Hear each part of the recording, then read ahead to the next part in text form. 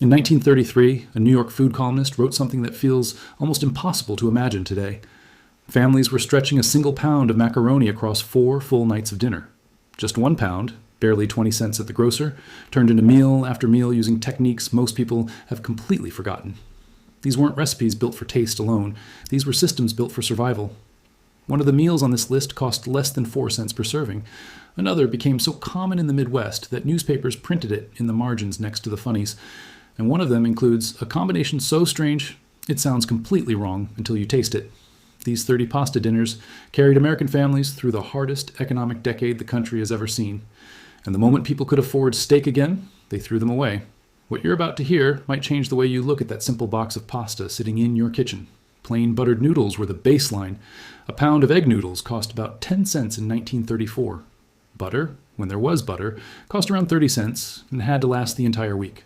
Families boiled noodles in salted water, drained them, and tossed them with whatever fat they had.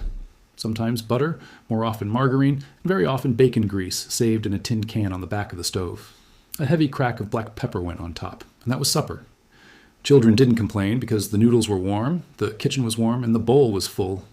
In crowded apartments and city tenements, this simple dish fed entire families for under 20 cents. Today, people treat it like something only given to toddlers, but back then it was just another night.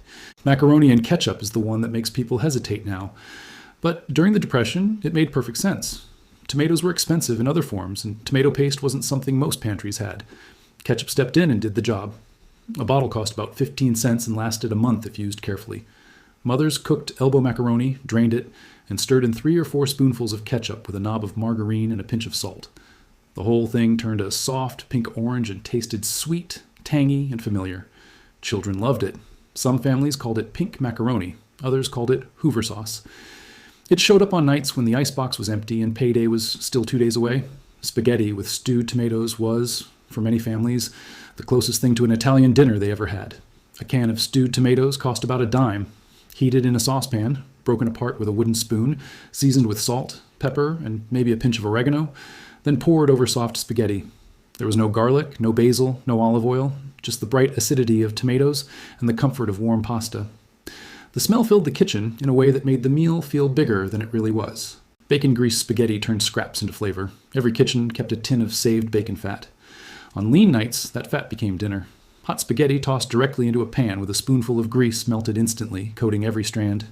If there was garlic, it went in for a few seconds. If not, it didn't matter. The flavor was smoky, rich, and complete without using a single piece of meat. Noodles with cottage cheese came from Eastern European kitchens, where dairy was often more available than meat. Hot egg noodles mixed with a scoop of cottage cheese created a soft, creamy texture. A knob of butter and a heavy crack of black pepper pulled it together. Sometimes a pinch of caraway seed was added. It was simple, filling, and dependable. Macaroni with peas combined 2 pantry staples into something complete. A can of peas and a box of macaroni together could feed a family for less than a quarter. The peas, including their liquid, added moisture. Butter made it richer. If there was cheese, it made it feel almost luxurious. It came together quickly, making it perfect for nights when there was no time to waste. Sour cream noodles carried immigrant traditions across generations. A pound of egg noodles tossed with sour cream, butter, and salt created a silky, rich dish that tasted far more expensive than it was. It showed up again and again in kitchens, where meat was scarce and money was tight. Poppy seed noodles are almost completely forgotten now. Buttered noodles sprinkled with poppy seeds and a spoonful of sugar created something slightly sweet, slightly nutty, and unlike anything else. It felt like a treat, even when it was made out of necessity. Garlic spaghetti stripped everything down to its core. Garlic slowly warmed in oil, or whatever fat was available, combined with hot pasta and a splash of starchy cooking water. Breadcrumbs replaced cheese, adding crunch and a toasted flavor. It was simple, but deeply satisfying.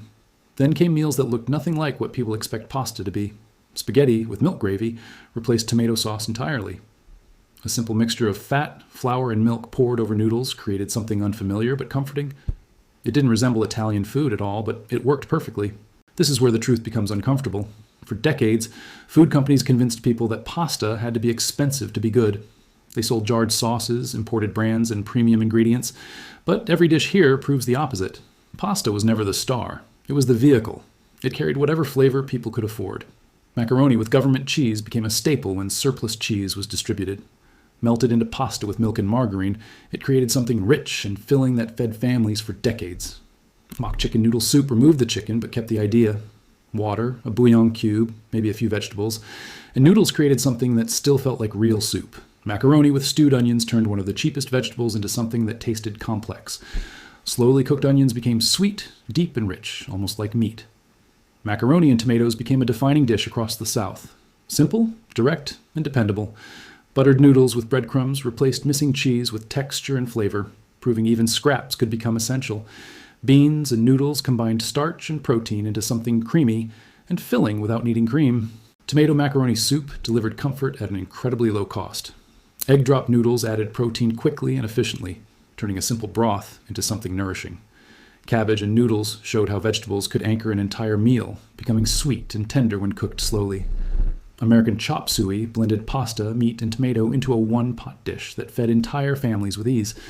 These recipes weren't created by chefs. They were created by mothers standing at stoves with limited ingredients and no margin for error. Every technique existed because it had been tested over and over again until it worked. Pasta with pickled cabbage added tang and depth from fermentation. Macaroni salad turned leftovers into a full meal. Spaghetti pie ensured nothing was wasted, transforming yesterday's food into something new. American goulash created a thick, filling one-pot dinner. Tuna noodles without condensed soup showed that simple ingredients could still produce something clean and balanced. Then came the most efficient meals of all. Hoover stew combined everything available into one pot. Macaroni, vegetables, beans, and bits of meat, feeding as many people as possible. Pasta with beans created something between a soup and a stew, stretching ingredients across multiple days. Peanut butter spaghetti stands out as the most unexpected.